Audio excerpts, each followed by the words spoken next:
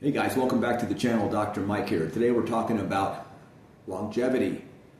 Okay, every video I've done before this is all to try and get you to a longer, healthier life. So what are my top tips to live a long time? And you could read 1,000 books on this topic. I mean, people have probably been talking about this since there have been people. How do I live longer? Not just live longer, but live healthier. Okay, so just going to cover some of the top ones that are out there in the ether that some of you may have thought about, maybe some of them you haven't thought about. Number one, okay, is your diet. Okay, first and foremost, the fuel going in. Specifically with diet, make sure you're getting enough protein. All right, protein even means of first importance. Okay, you have essential proteins, you have essential fats, you don't have any essential carbohydrates. Now, by protein, I'm talking about getting at least 0.7 to 1 gram per pound of body weight. So it's simple. If you weigh 150 pounds, look at if you're eating meat, look at your hamburgers. How much are you getting a day? 25. Typically red meat's got about 25 grams of protein per 4-ounce serving. So right in there. So you can figure if you eat an 8-ounce burger, all right, you're going to be right at about 50 grams of protein. You do 2 of those a day. That's going to be 100 grams of protein, and then maybe you have a snack in between there. So if you just shoot for a gram per pound, if that's what you think about, a gram per pound, now that's more than what the World Health Organization says you should get. They would think that their recommendation is 0.8 grams per kilo. Yeah, that's if you're lying in a bed in a coma, you could get 0.8 grams per kilo because you're not active at all. But of course, in this situation, you're trying to live a long time, you're going to be active. So 0.7 to 1 gram per pound. You can do the math and you can look at your food labels. It's not hard. You have to be conscious of it, but if you're eating animal-based products, it's going to be very easy for the most part. If you're eating plant-based, that's going to be tougher and you're going to have to really go for diversity. So make sure you're getting enough protein. And if 1 or 2 days a week you slack and you get 80% of that level, you're going to be fine. I'm talking about overall. Make sure you're getting your essential fats. Make sure you're getting your omega-3s and your omega-6s. But you want to try and keep your total caloric intake down. One of the things we know about longevity, more than any other supplement, more than any pill you can take, maybe even more than exercise, is that fasting and or intermittent fasting and or just calorie restriction while getting enough protein is going to extend your life. There have been studies in both rats and humans. We know this works. Why it works, we could talk about another time in terms of, is it less free radical damage? Is it less wear and tear on the body? I think it's a lot of those things. I don't think it's just one thing, okay? So make sure you're getting enough protein. Make sure you're getting your essential fats, okay? However you're going to do that, but make sure your total caloric intake is of a maintenance type level. You don't want to be carrying around an extra 20 or 30 pounds of body fat. That's not good. You want to keep your body weight what would be normal. Don't use the BMI because the BMI doesn't account for muscle. According to the BMI, I think I'm 32 pounds overweight. I'm supposed to be at my height, I think 155 or 160 pounds, right in there. I'm 190, 192, okay? But I'm not obese by any stretch of the word. So composition matters. Okay, number 2. Should you work out? Yes. What kind of working out? Weights or cardio? Both, okay? This is not complicated. There is plenty of research. Now, let me tell you where this gets a little complicated in terms of which one you're going to do and how much. Cardiovascular work has things like running, things like HIIT training, high-intensity interval training on a bike, on a treadmill, on an elliptical, okay, on a stair climber. That has effects on your body, specifically your arteries, nitrous oxide and those kinds of things that don't happen with straight anaerobic training or weight training, okay? So you're kind of in a catch-22. You can certainly improve cardiovascular health by weight training, by doing something called a circuit. And Arthur Jones proved this back in the 70s with the study at the Naval Academy of the Army. I forget where it was done, where he took a bunch of recruits and put them through Nautilus training. Now, these guys moved in a circuit fashion. So they would train, go to the next exercise. I think it was only 2 minutes or 3 minutes of rest in between. So basically, you're getting a cardiovascular workout through weight training. Okay, so it can be done that way. The problem is you got to remember, your muscles need time to recover. So you may not be getting as much of a strength increase from a circuit training because you're not resting as much in between sets, but you'll certainly get the benefit of both cardiovascular and you will get the added lean muscle, which is what you want. So I would suggest both. How much?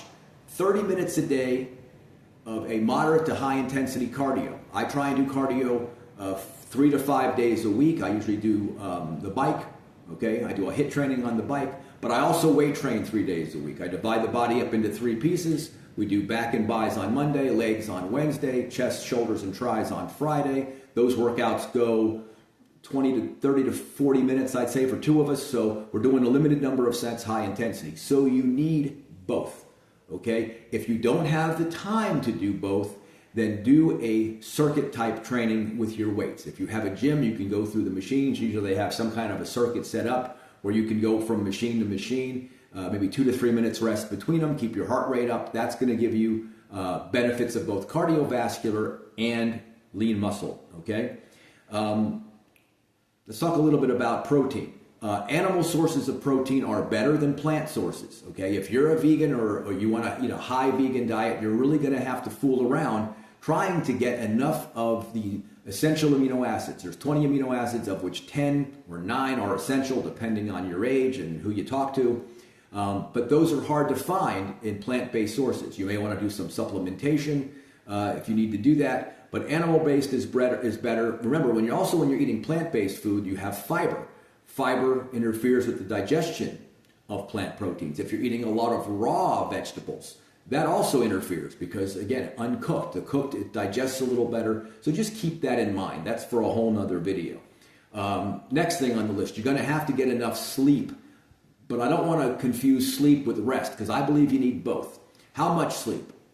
Across the board, the average person, 7 to 8 hours of sleep a night. That's quality sleep. That's not just laying in bed, rumbling and tumbling around for the hour before.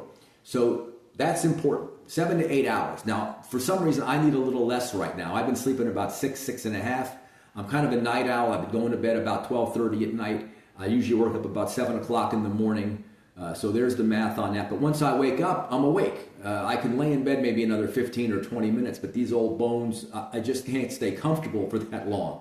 So once I'm awake, within 30 minutes, I'm up and out of bed. So don't forget that. Now, what's the difference between sleep and rest? I'm a firm believer in getting some rest during the day. Now, you can do this through deep breathing. Look up Wim Hof. He talks about that. Tons of videos.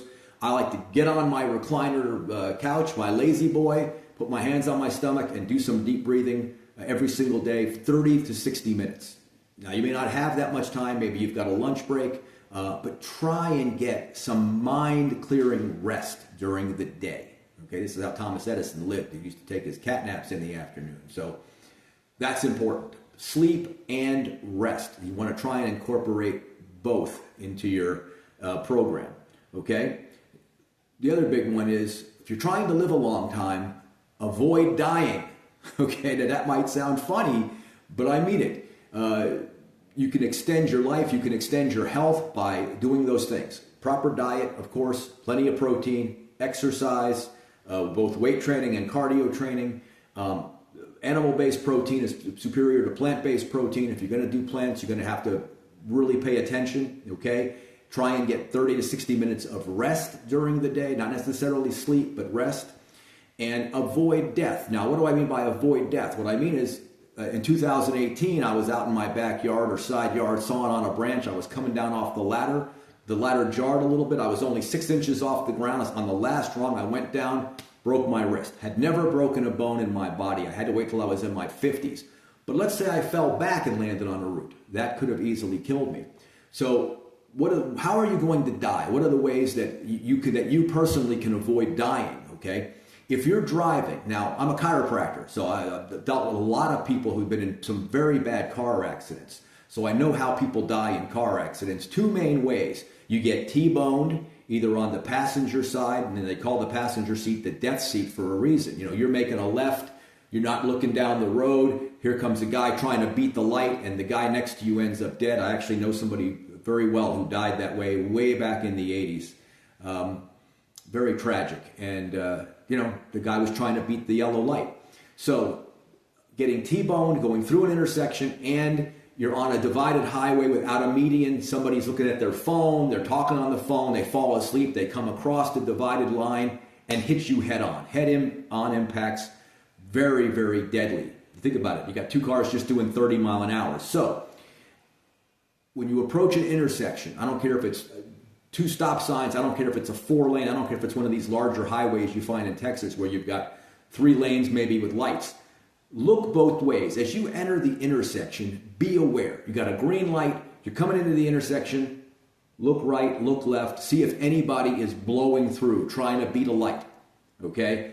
That's usually how it happens. Very seldom do people just blow through red lights after they've been red for 15 or 20 seconds. Not that it doesn't happen, but if you're aware, an aware driver can really save themselves. If you're coming against traffic and there's no divider, say it's a 2-lane road, or rather a 4-lane road or a 6-lane road, but there's no median, and even if there is a median, try and stay out of the left lane. Travel in the right lane if you can. That way, if something's coming, you have a much greater time to react. And the number one thing is don't even try and wiggle. Try and slow down. If you can slow the impact down, get over. You see a car coming across, hit your brakes, get over if you can. Try and avoid the accident, but try and reduce the impact speeds, okay?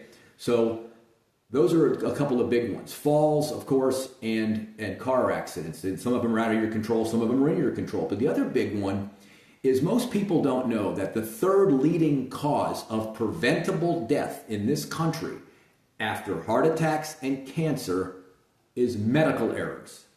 You have a far greater chance of being killed by your medical doctor or by the medication they prescribe you than you do from all other forms of accidental death combined. But I promise you, no one thinks that way.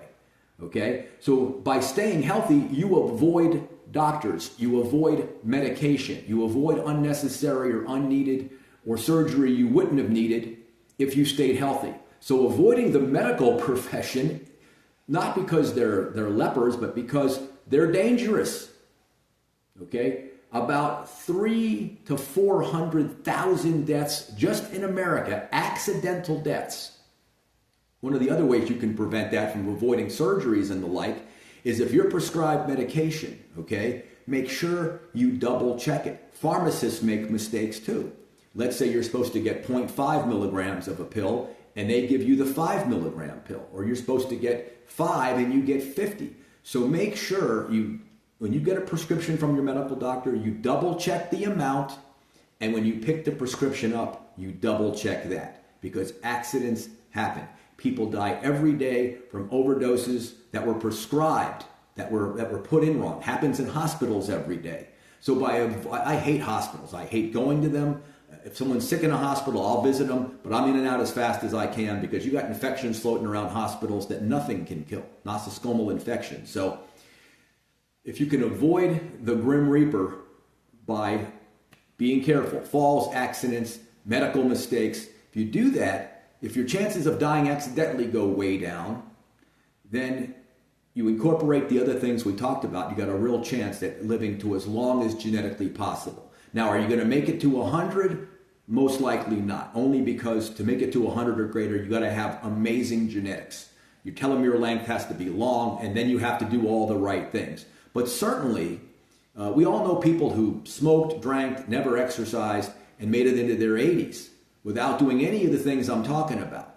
So if you do all those things and you've got decent genetics, your parents made it into their 70s or 80s or further, your grandparents did, despite how hard their lives might have been, then by you doing all the right things, you can certainly make it into your 80s and 90s, and not just make it, but be able to do all the things that you want to do at that age. You want to fish, you want to go to the beach, you want to play frisbee, you want to play with the dog, walk the dog, all those kinds of things. You have to be in shape, you have to be active, you have to be a good body weight to do. So work on that, and if you have any questions or comments, drop them below. I'll try and answer them, and I will see you guys next week.